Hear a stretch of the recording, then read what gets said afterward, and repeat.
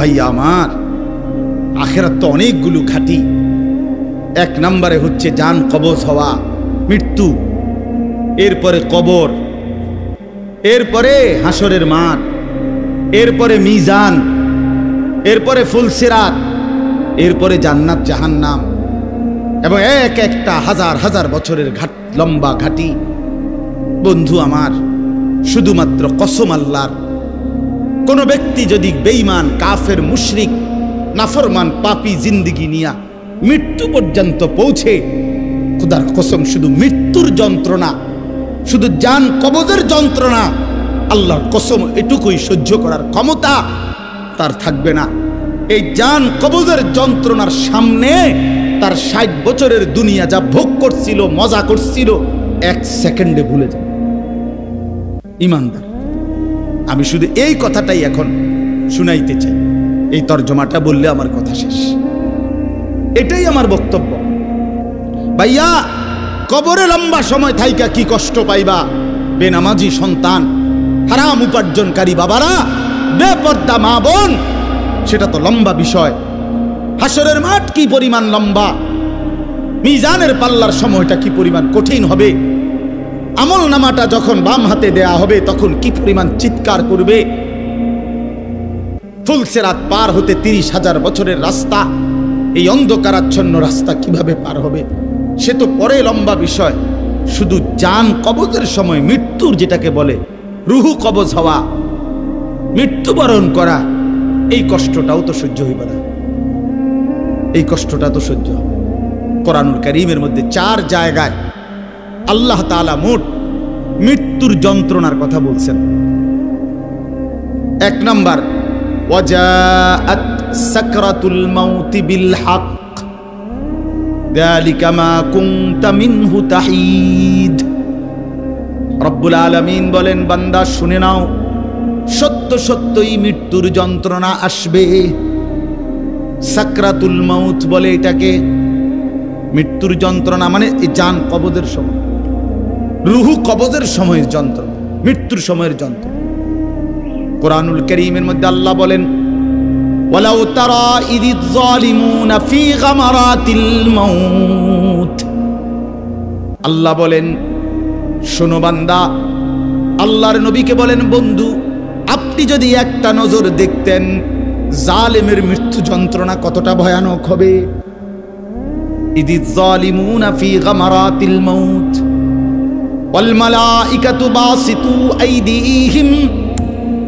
ফেরেশতারা ওই নাফরমান পাপীকে ডাক দিয়ে বলবে, হাত বাড়িয়ে বলবে ফেরেশতারা, আখরিজু আনফুসাকুম, হে অসৎ আত্মার রূহ, এই নাফরমানের শরীর থেকে বের হও। বের হতে চাইবে না, সারা দেহের মধ্যে নাফরমানের রূহ দৌড়াবে। মালাকুল মউত আজরাইল একটা টান দিয়ে যখন রূহটাকে ছিঁড়ে বের করবে, কলিজা থেকে বের করবে, একটা টানে কণ্ঠনালীর কাছে চলে আসবে। আল্লাহ বলেন, ফালাউলা ইদা বালাগাতিল হুলকুম, কণ্ঠনালীর কাছে যখন রূহটা চলে আসবে, নাফরমান তোর ক্ষমতা থাকলে এবার বাধা দাও না, দাও, বাধা দাও, থামাও তোরে। এ না তোমার বন্ধু,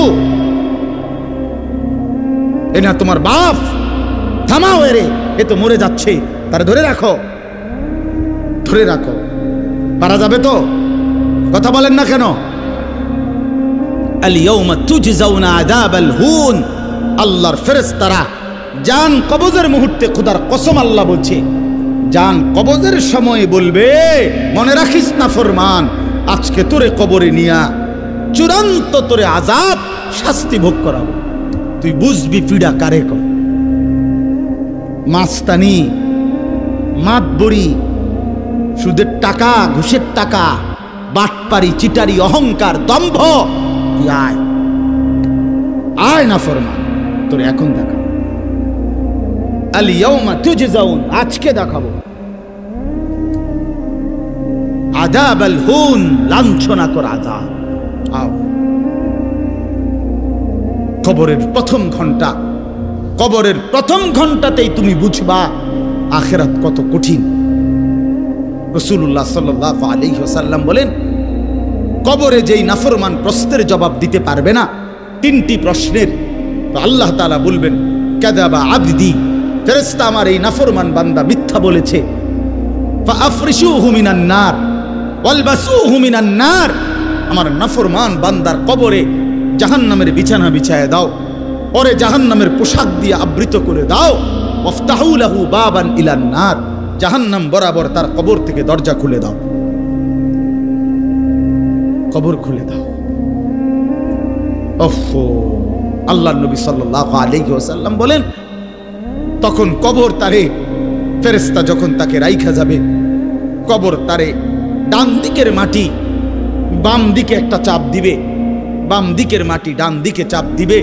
আল্লাহর কসম, নবী বলছে হাত্তা তাখতালিফা আদলাউহু, ডান পাশের হাড্ডি এবং এই পাজরের হাড্ডিগুলো করকর করে ভাঙ্গা বাম দিকে চলে যাবে, বাম দিকের গুলো ডান দিকে চলে যাবে। ভাইয়া আমার, তুমি তোমার উপরে রহম করো। বাপ আমার, আপনাদেরকে বলি, হারামের টাকা উপার্জন কইরা, সুদের টাকা, কিস্তির টাকা, ঘুষের টাকা, ওজনে কম দেওয়া টাকা, হারাম ব্যবসার টাকা, বাটপারি সিটারির টাকা দিয়া বংশ, ফ্যামিলি, স্ত্রী, সন্তানের জন্য রাইখা যাইয়েন না। ওরা আমনে বরবাদ করবে, আপনি নিজেও বরবাদ হইলেন, ওরারও বরবাদ করবে। শুধু শুধু শুধু শুধু আপনি মূল্য পৃথিবীতে কামাই রোজগারই থাকবে, আর পৃথিবীতে যেত রোজগার থাকবে আপনার ফুতেই কামাই করতে পারবো। আপনি হালাল ভাবে যে দূর পারেন করে দিয়েছে, বাকিটা আপনার ফুতে করবে। না পড়লে মরে যাবে, অসুবিধা কি? না খাইয়া যদি কেউ মরে যায়, তাহলে মৃত্যুবরণ করা তো বেজ্জুতি, ঠিক না? কথা বলেন না কেন? না না, বলেন বলেন। কেউ মরে যাওয়া এটা কি শরমের কথা নাকি? ভাই বলো, ছেলে বলো। আরে ছি ছি ছি ছি, ওটা মরে গেল, কেমন শরমের কথা এটা? এমন এটার কথা হইলো কোনো? তো যে মরলে কি মনে করেন, না খাইয়া মরেই গেছে, তো মরলে কি মরণ কি শরমের কাছে? তো বাপ দাদা 14 গোষ্ঠী মরছে, তো আমি মরলে সুবি?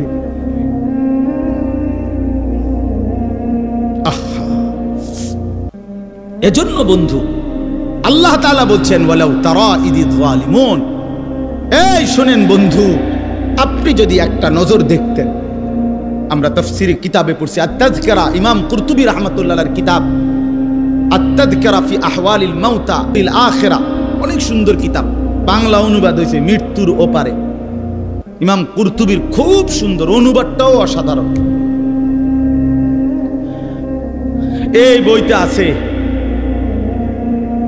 ইব্রাহিম আলাইহিস সালাম একবার আজরাইলকে বলছিল, মালাকুল মউত আজরাইল, নাফরমানের জান কবজ করবার সময় তুমি যেই চেহারাটা হয় তোমার, ওটা আমার একটু দেখাও।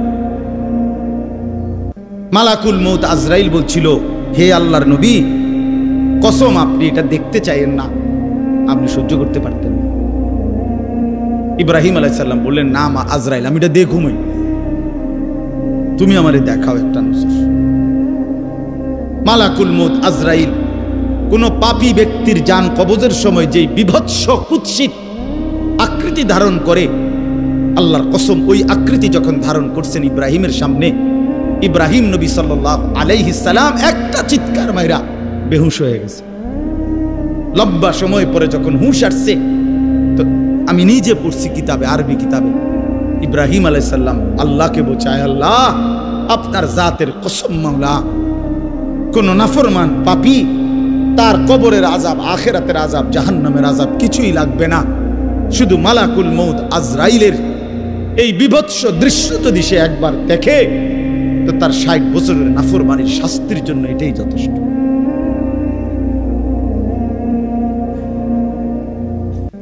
হ্যাঁ, আখরিজু আনফুসাকুম, এখানেও আল্লাহ তাআলা এই কথাটা বলছে, ফালাউলা কাল্লা ইদা বালাগাতিত তারাকিয়া। আল্লাহ তাআলা বলেন, কখনোই না বান্দা, অর্থাৎ কোনোভাবেই থামাইতে পারবে না, ইদা বালাগাতিত তারাকিয়া, প্রাণ যখন, রূহ যখন কলিজা থেকে ছিঁড়ে ফেরেশতা মালাকুল মউত টান মারবে, যখন কণ্ঠনালীতে পৌঁছে যাবে, তখন আর কোনো নাফরমান, কোনো তওবা, কোনো ইস্তিগফার, কোনো চিৎকার, কোনো ঝাড়, কোনো ফুক, কোনো ডাক্তার, কোনো কবিরাজ, কোনো বৈদ্য, কোনো কিছু দিয়েই আর নিজেকে ফেরাইতে পারবে না। ইদা বালাগাতিত তারাকিয়া,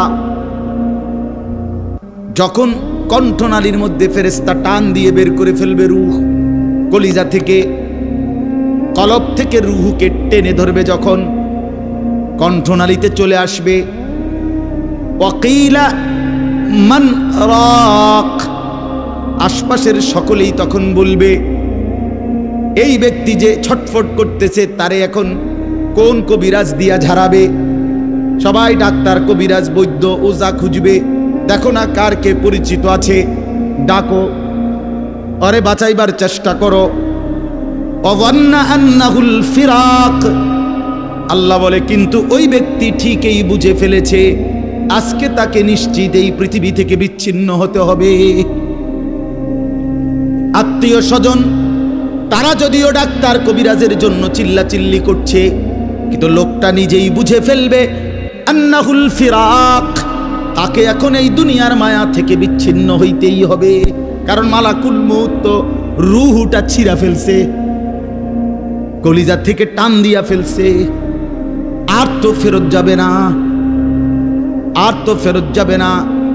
ইন্নাল্লাহা ইয়াকবালু তাওবাতাল আবদি মা লাম ইউগারগির, নবী সাল্লাল্লাহু আলাইহি ওয়াসাল্লাম বলেন নিশ্চয়ই আল্লাহ তাআলা বান্দার তওবা কবুল করেন যতক্ষণ পর্যন্ত না মৃত্যুর গড়গড়া শুরু হয়, ওর আগ পর্যন্ত।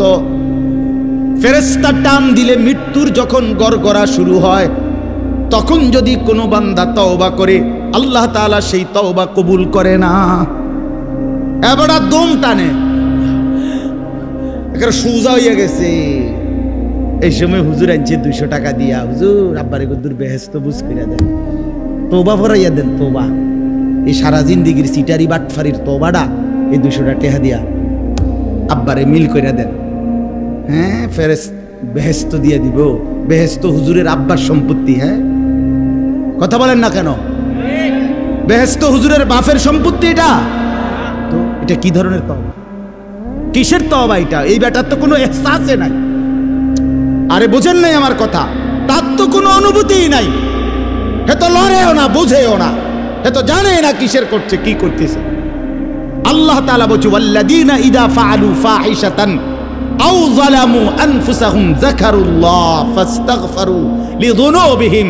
আল্লাহ বলছে আমার বান্দা যত বড় নাফরমানি করুক, করতে করতে যদি বড় থেকে বড় জুলুমও করে, কিন্তু তৎক্ষণাৎ যদি আমি আল্লাহকে স্মরণ করে আর আমার কাছে 2 হাত তুলে মাফ চায়, পিছনের গুনাহ যদি ছেড়ে দেয় আর করবে না যদি ওয়াদা দেয়, খোদার কসম কোরআনে আছে, আল্লাহ বলেন বান্দা আমি পুরাপুরি 100% মাগফিরাত দিয়ে দেব, পুরা মাফ। উলাইকা জাযাউহুম মাগফিরাতুম মির রাব্বিহিম।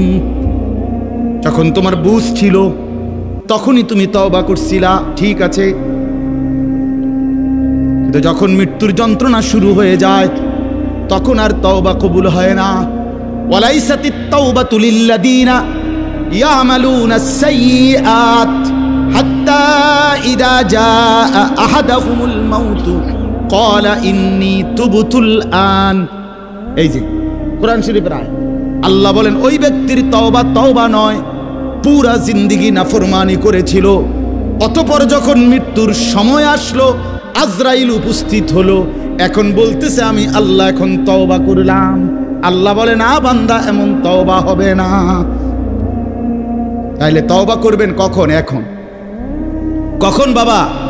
এখন। এখন আজ দিমাগ আছে যখন, আকল আছে যখন, বুঝ আছে যখন। আল্লাহ আমাদেরকে বুঝার তৌফিক দান করেন।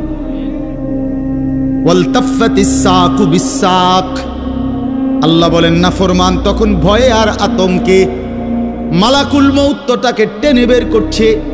আজরাইল এসে সামনে দাঁড়ানোর সাথে সাথে নাফরমান এই পরিমাণ